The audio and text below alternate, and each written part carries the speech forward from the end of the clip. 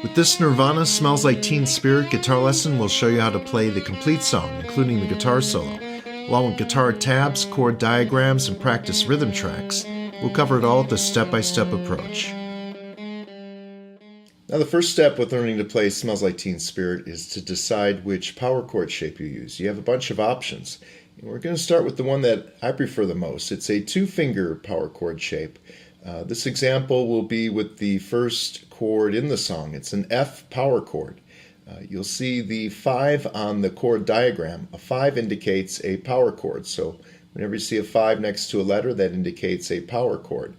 And for this first option for F, we have our first finger on the bottom string first fret, and then the third finger leans across. You extend it 2 frets higher, and it leans across the next 2 strings, the 5th and 4th string. So if you can get an arpeggio to sound clear like this, you have the finger strength to play that option for the power chord shape. I like this power chord shape because once you get the finger strength down, especially getting that third finger to flatten, it's, in my opinion, easier to move around. But the other option is to play the same 3 notes, the same 3 strings, but instead of flattening the third finger, you only place it on the 5th string, and then your pinky finger goes next to it. So they're both the same thing. And if you prefer this one, you'll get acclimated to moving this around as well, except you have to focus on 3 fingers. Now, some other options. If you are a beginner, what might be a little less challenging is just to play a 2-string power chord shape. And so from what we're holding now, if we lift the pinky finger, you could just have your 1 and 3 fingers playing those bottom 2 strings. And yet another option, again, if you're an absolute beginner and maybe if your fingers aren't as long, you could actually use the pinky finger to fret that 5th string. So the difference between the 2-string and the 3-string power chords isn't that much. Here's a 2-string, and here's the 3-string. So whichever chord you think you want to focus on, stick with that throughout the lesson. And now we're going to get started with the intro. The intro is a 4-chord sequence. It uses only power chords, and we're going to start with that F power chord. Now, it's only a 4-chord sequence, but also includes a technique of scratching or muting the strings, and we're going to get into that a little bit later.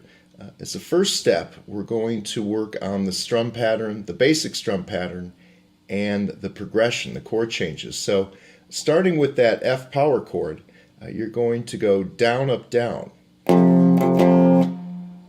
And then you take the same power chord shape. Again, I'm using the one that I prefer. Whatever power chord shape you're using will pretty much sound the same. But down, up, down on just those bottom 3 strings. And then you take that same shape and shift it over 1 string. So now we're focused on just the 5th, 4th, and 3rd strings. The name of this power chord will be a B flat power chord because B flat is the bass note on that 5th string first fret. And what we're going to do here, it's down, down, off. Off meaning literally lift the fingers off the strings. You're going to strum just the open strings for that 3rd beat. Down, down, off. Maybe you don't emphasize that those open strings too much, but you definitely sound them. And so backing it up to the beginning, down, up, down, down, down, off. And we'll do that one more time. Down, up, down, down, down, off. And once you can do that, pretty much we're going to repeat that same maneuver 3 frets higher along the 4th fret. But there's one little difference in how I'll approach that to start that 2nd chord. I'll just go 3 downs. We're going to vary that up a little bit later in the lesson, but putting it together, the 4-chord progression, F, B flat, then up on that 4th fret it's an A flat power chord, down, up, down, then we shift to D flat, 1, 2, 3. put together that progression one more time.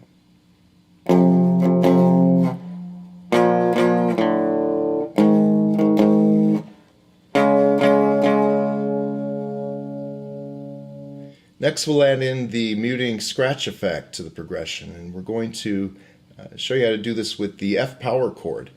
To get that sort of scratch, sort of percussive kind of feel, what you do is with the fretting hand, you lift or release that pressure a little bit, the fingers off the strings so they're just resting on the strings.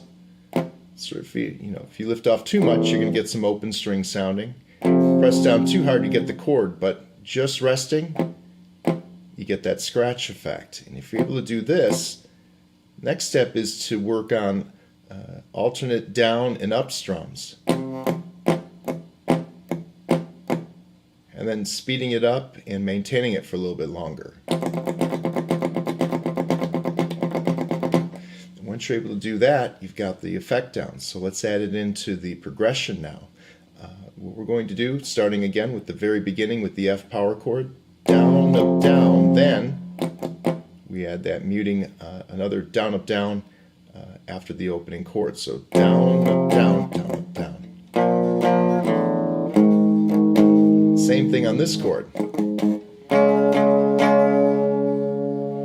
Now you may notice on the tab example we actually have 4 beats on the muting.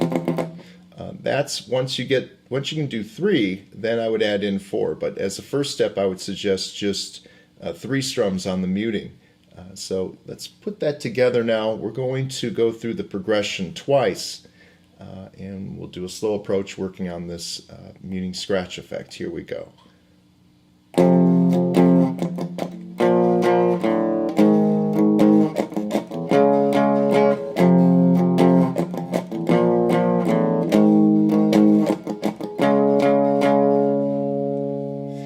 For the intro, this progression, this 4-chord progression, is played a total of 6 times.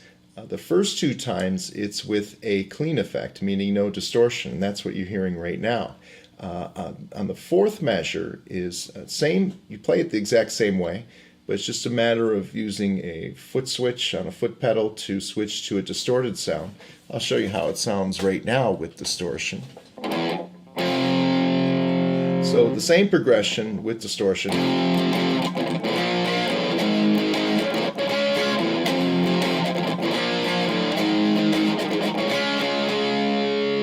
So again, the intro, you play the progression 6 times. The first 2 times clean, the next 4 times with distortion. We'll stick, for most of the rhythm parts, we'll show you how to play them with the clean sound. It's always best to initially learn it with clean, and then once you have the parts down, you kind of reward yourself with that distortion. For the verse sections, the lead guitar parts are real easy to play. You just take your first finger and flatten it across the first fret, top 2 strings, and you play the 2nd and the 1st string like that, and just let those 2 notes ring or sustain. But there is some timing involved with this, and this goes back to the opening 4-chord sequence we played for the intro. There is no rhythm guitar part for the verse, but instead the bass player follows that same 4-chord progression we did. He just plays the bass notes with the 4 count like this. 1, 2, 3, 4, 1, 2, 3, 4, 1, 2, 3, 4, 1, 2, 3, 4. And the reason why I'm bringing that up is you're going to time these 2 notes to land on the 3rd and 4th beats of the first measure. So that first measure is an F bass note that syncs up with the F power chord. You got this 4 count, 1, 2, 3, 4. Well, on the 3rd and 4th counts is when you play those 2 notes, and then you just let those 2 notes ring or sustain as the progression is played by the bass player. And then when you go back to the beginning, again, doo-dun, that lands on the 3rd and 4th beats. Now, we're going to have you practice this along with a backing track with that bass rhythm so you can work on that timing. But before we do that, I also want to bring up the pre-chorus section of the song.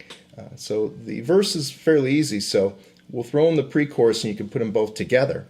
And with the pre-chorus, you're playing the same 2 notes, but we sort of increase that velocity a little bit. What I mean is this 2-note riff, Instead of just being played on the third and fourth beats of the first measure and then just ringing or sustaining, you're going to play these two notes now on the first and third beats for each of the four chords in the sequence. So it's going to be sped up like this. Call it sort of the doorbell effect. And you're going to play that pre-chorus section for 4 measures. So what we're going to do in the next clip, we'll put it all together. We can rehearse combining the verse and the pre-chorus sections. Again, we have 6 measures of just the 2 notes sustained, and then 4 measures where we speed it up with that doorbell chime effect.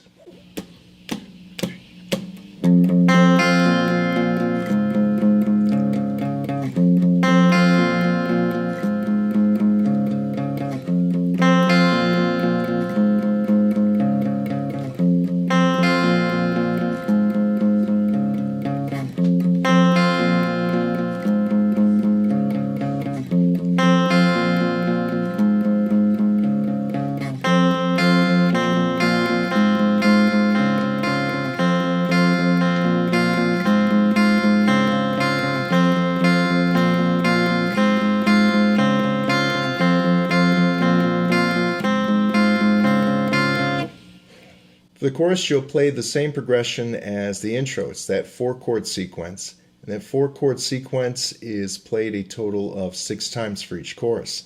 And we're going to review that right now. We already know how to play it, but what we're going to do, since we're moving on the lesson, we're going to play it at a faster tempo. So let's go over the chorus. Again, it's that 4-chord progression, 6 consecutive times, faster tempo. Here we go. 1, 2, ready, and...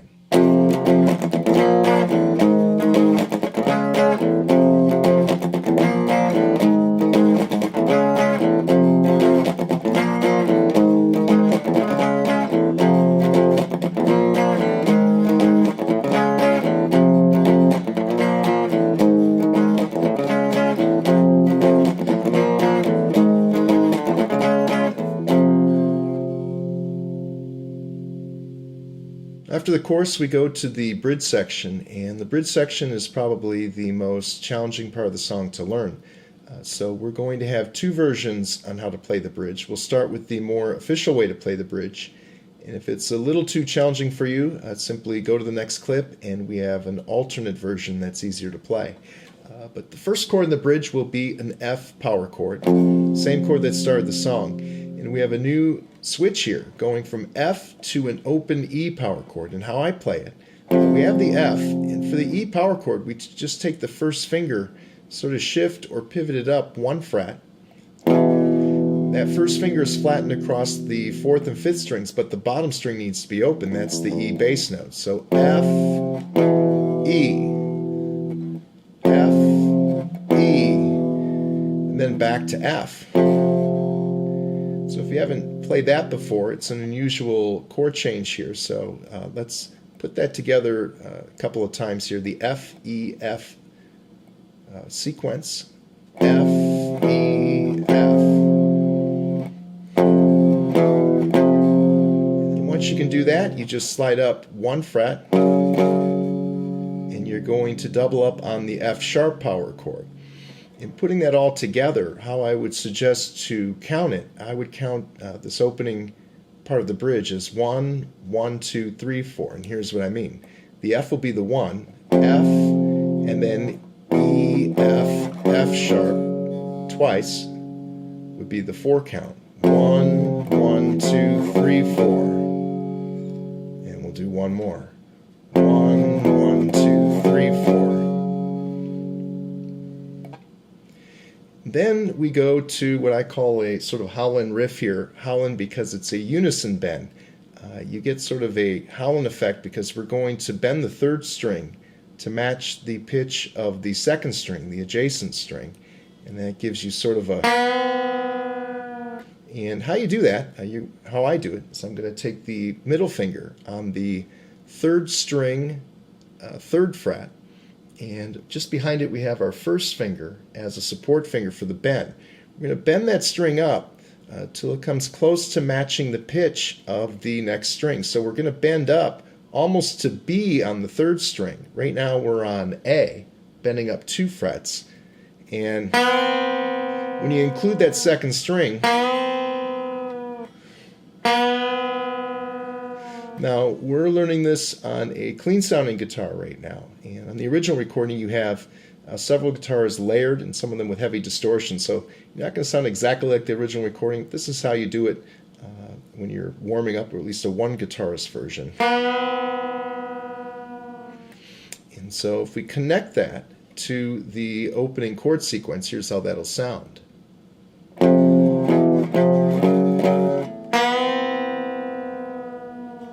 we'll do that one more time.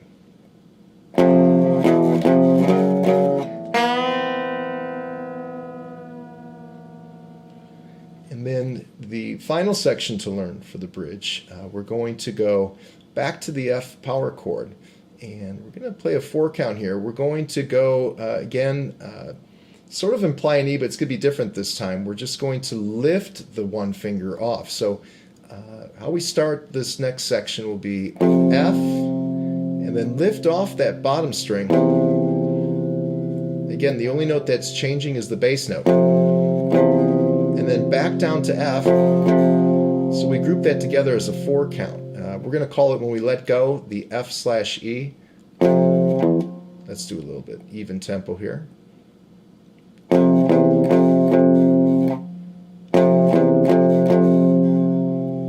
And then we slide that shape up to the 6th fret. That's going to be a B flat power chord. 1, 2, and then down 2 frets, 3, 4. So we count this next section all in 4s. 1, 2, 3, 4, 1, 2, 3, 4. And we'll do that again. 1, 2, 3, 4, 1, 2, 3, 4. So let's connect this now to the beginning. We'll do a slow walkthrough. 1, 2, ready, go.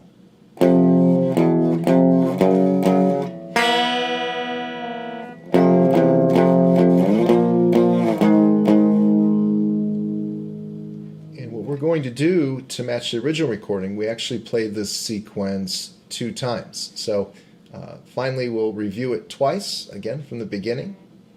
1, 2, ready, go.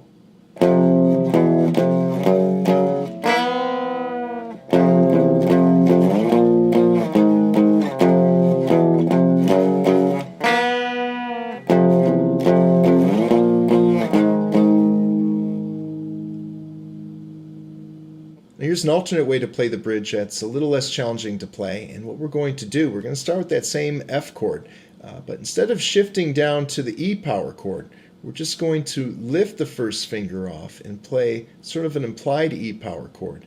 It's that same chord shape we used to end the bridge in the previous clip, so here's how we're going to play it. And there's not too much of a difference between just lifting off and then actually shifting to E. So that's one alteration. We'll play the howling riff the same, but the real change with this easier alternate way to play the bridge is when we go back to that last section. And how we do that is we're just going to go 1, 2, 3 and sustain a little bit on that F chord. So again, 1, and then lift off, 2 with that 1st finger. And then we're just going to let the B flat and the A flat chords ring or sustain.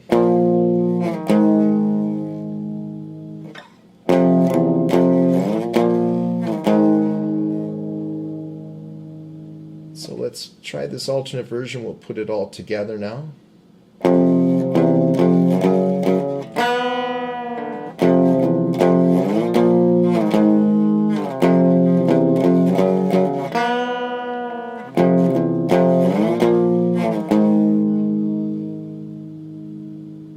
Now at this point of the lesson, it's a good idea to put together an abbreviated or basic arrangement of what we learned so far. And what I would suggest is to put together verse 1, the first pre-chorus, the first chorus and the first bridge. Work on sequencing or putting all those sections together, because once you can do that, then learning verse 2, the second pre-chorus, second chorus, and second bridge will be easy, because guitar-wise, you're playing the exact same thing. So if you can work out connecting the 4 sections together, you got a better sense now of the total arrangement of the song, and then you can actually combine starting from verse 1 straight on through to the second bridge just before the guitar solo. For the guitar solo, you only need to learn pretty much 3 sections. A lot of the sections repeat, so putting it all together is a lot easier than it may seem. So let's start with section 1, and I'll also have the distortion turned on so we sound a little bit more like the original recording. And for section 1, we're going to start with the slide up to the 4th string, 10th fret. And so you're actually going to start on the 8th fret with that 3rd finger on the 4th string and slide up to the 10th fret like so. If you're using the right finger, the 3rd finger, then your 1st finger is in position to play that next string, the 3rd string, 8th fret, and then use the 3rd finger to play the 10th fret on the 3rd string. So sort of a 3 count. We'll do that again. And then we take the 1 finger, and that's going to shift down to the 4th string, 6th fret. We're going to put a little vibrato on that. And so putting that together, it's good to put that together as a 4 count. 1, 2, 3, 4. And we'll do that one more time.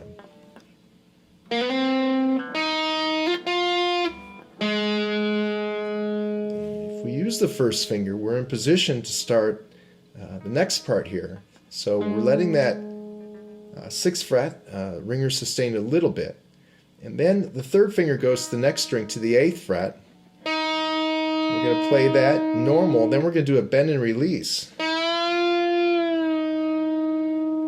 So everything's on the 8th fret. First we play it normal, then a little bend. And what I mean by release is we keep the note sustaining as we release the bend. And then back to that 1st finger. And then this phrase ends with the same string just going down 1 fret. So backtracking a little bit to that bend and release, starting with the 8th fret, and then the bend and release, then 6, 5.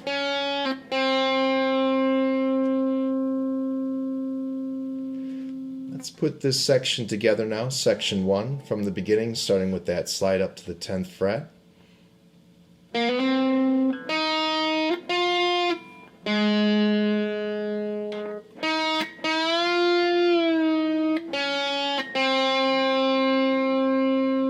we'll do that one more time.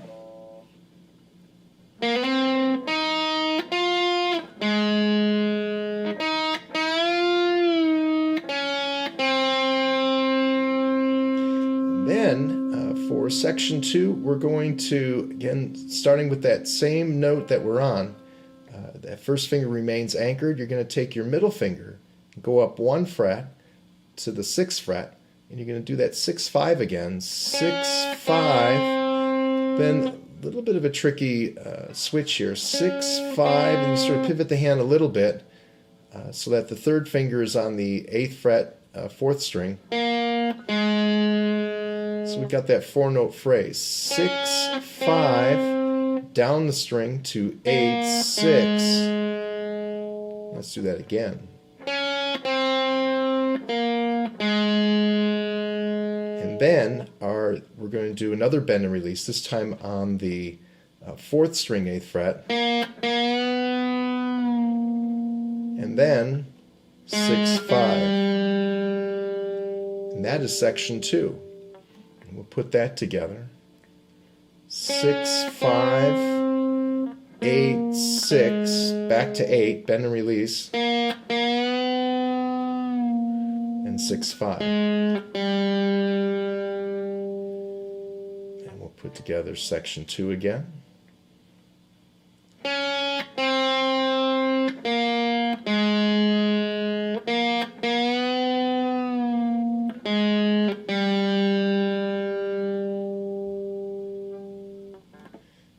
we'll backtrack. Before we go further, let's connect those first two sections. We'll run through it a couple times, get a good foundation down. So here we go from the beginning. 1, 2, ready, go.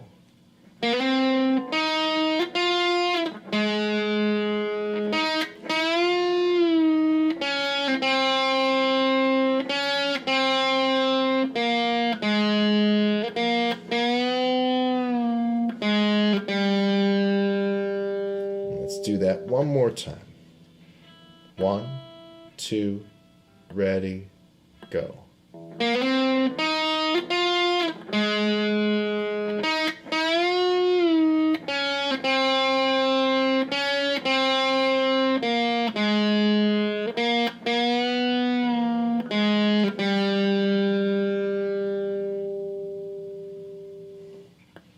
Sections 3 and 4 will repeat sections 1 and 2.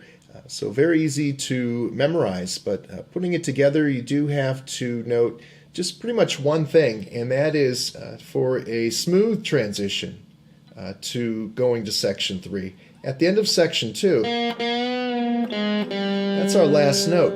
Well, just keep in mind that when we repeat section 1, which is section 3, we're going to stay on that same string. So as we're sustaining that last note on the 5th fret, just take a note to have that third finger go down on the 8th fret, 3 frets higher, to repeat everything all over again. So let's do that, in fact, right now.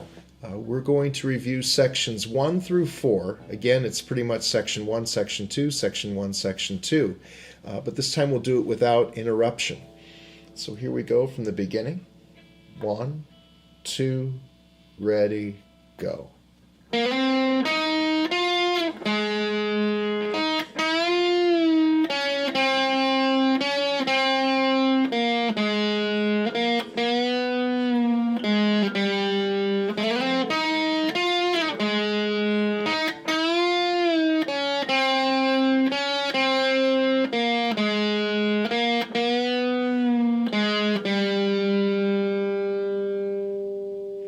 Now at this point we have one more section to learn, and this final section will be repeated a total of 4 times to end the guitar solo. So even though we're just learning one more section, technically we're learning sections 5 through 8 of the guitar solo. And where we begin is from that last note that ended section 4, which was the 4-string 5th fret.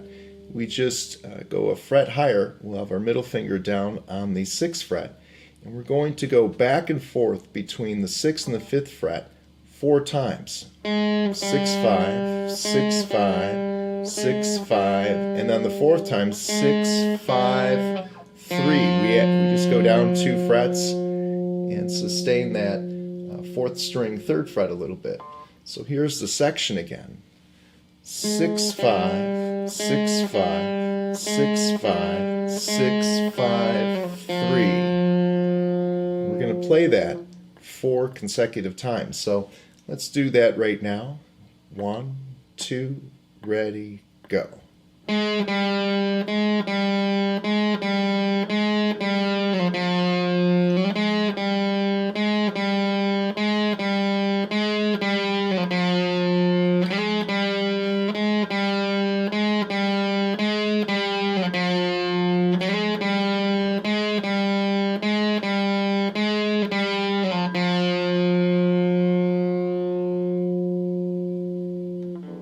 Next, we're going to put it all together. We're going to play the complete solo along with the backing track. But before we do that, I should give you a couple of pointers on timing.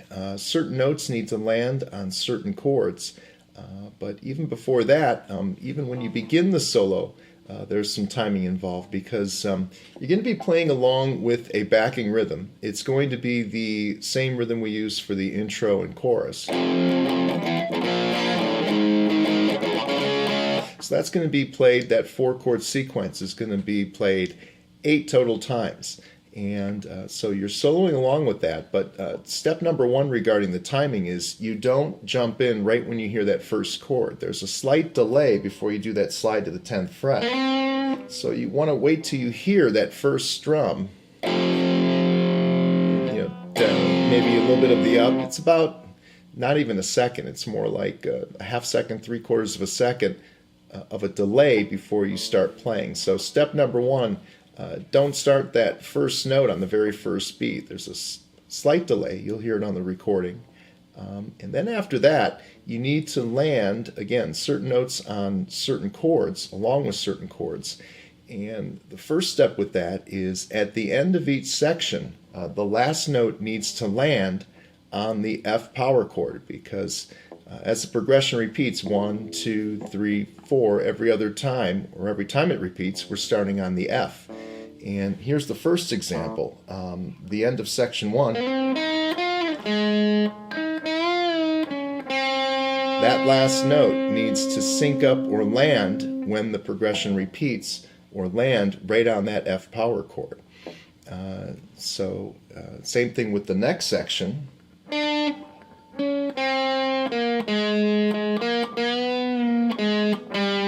That note as well needs to land on the F power chord. And it's really obvious for those final sections. 6,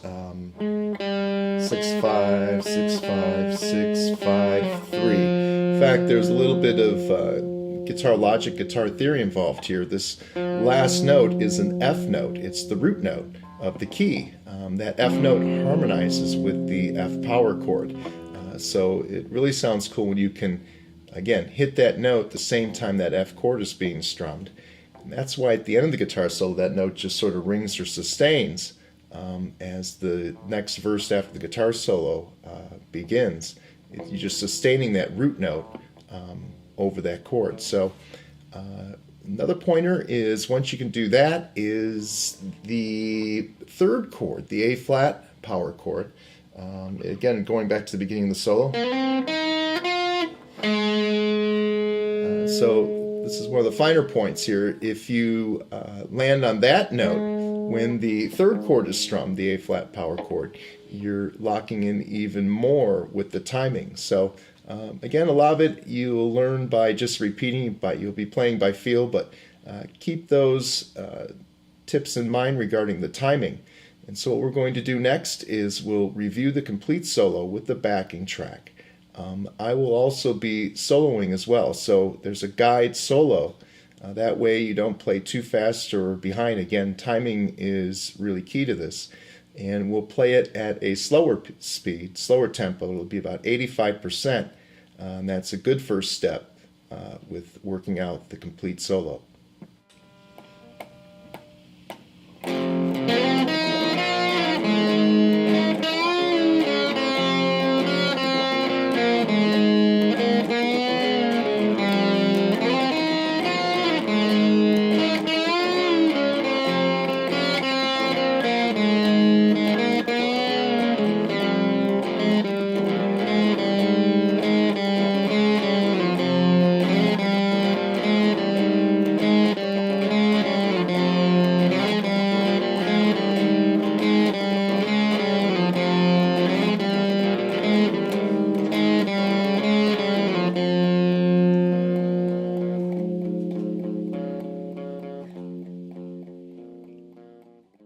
After the guitar solo, we go into verse 3, and this time there will not be the two-note riff played. You're just going to pretty much hear the bass providing the background rhythm, and as we mentioned earlier with the guitar solo, that last note of the guitar solo is sustained for the beginning of verse 3, and then you have some feedback effects that are just sort of layered in.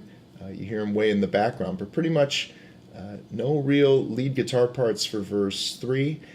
After verse 3, we have the third pre-chorus of the song, and we will go back to the two-note riff with that doorbell chime effect going, played the same as the previous pre-choruses.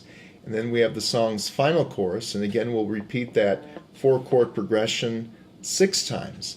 And that leads into the song's coda or ending. And for that, we're going to continue that 4-chord progression from the chorus, but this time the muting scratch effect is sort of deleted. There's sort of intensity building up there. Same progressions repeated a bunch, so by the time we get to the coda, it's more like this.